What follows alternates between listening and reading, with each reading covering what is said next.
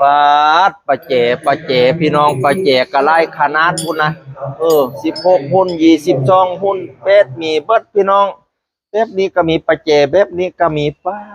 ดให้จริงให้จริงให้ขวางอืตะไบคุณนะตะไบครับตะไบไปถูหน้าให้เนียนๆ อุ้ยพอไล่เก่งอุปกรณ์ไหนสร้างนะคอนคอนพวกนะคอนก็มีควันก็มีอุ้ยไล่อันพันยังไล่แบบพี่น้องแต่เบิ่งเด้อมาเบิ่งเด้อมุมนี้สิเป็นอุปกรณ์สำหรับสร้างไฟนี่นะสายไฟไล่เก่งพี่น้องสร้างก็ไล่สร้างรอดไฟอยู่มุมนี้นะรอดไฟในหุงอามตามอยู่มุมนี้นี่นะบันไดอยู่ทางพุ่นโอ้ยไล่พี่น้องเอ๋ยหิมะเนี่ยเดือนนี้หิมะเลยเด้อ29 มีนาถึง29 เมษา1 เดือนอย่าพลาดเดี๋ยวจะหาใบเม็ดบอกโอ้ยไล่คักพี่น้องไปต่อไล่มุม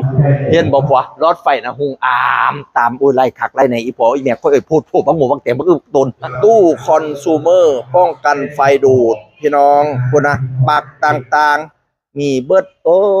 ยไล่คักพี่น้องมุมสร้างไฟพี่น้องนี่นะมุมสร้างไฟ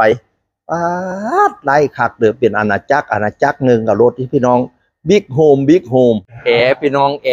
ฮอนมาแล้วฮอนคักในประเทศเลยบ้านเฮานะพี่น้อง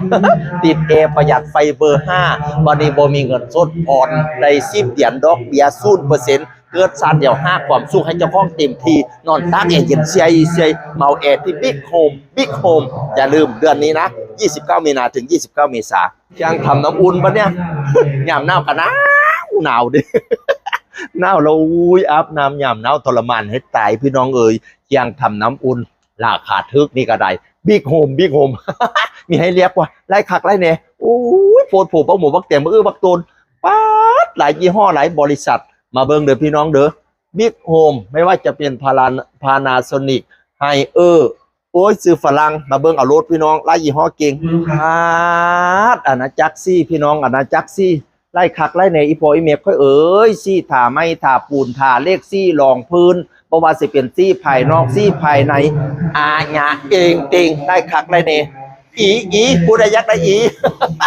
มาเบิ่งอยู่พี่โหบแล้วพี่น้องเด้อโอ้ยไปมองไงก่อนค่อยเม่นเม่น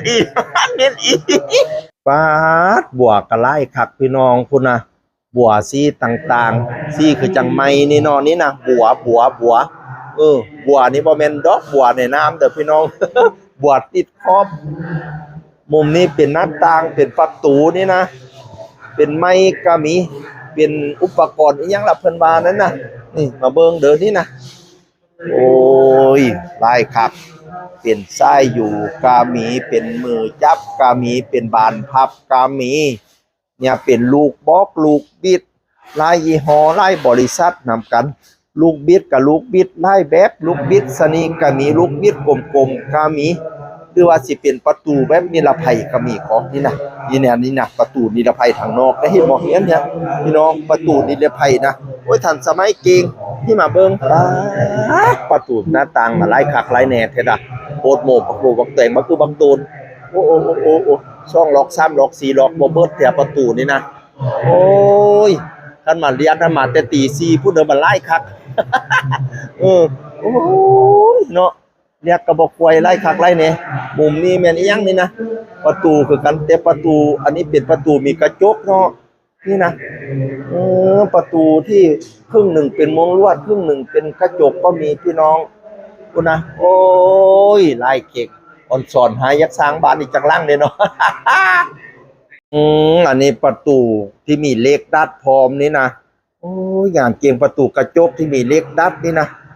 นี่ประตูเลี้ยนที่เป็นกระจกพี่น้องอันนี้เลี้ยนครึ่งหนึ่งเป็นกระจกครึ่งหนึ่งเป็นมุ้งลวดนี่นะงามเก่งเรียกดัดเบิ่งเรียกดัดก็เห็นเรียกดัดบ่มนั้นหลายงามนี่นะปูนาพี่น้องเรียกดัดนะโอ้โหสุดยอดครับสุดยอดมาเบิ่งเด้อ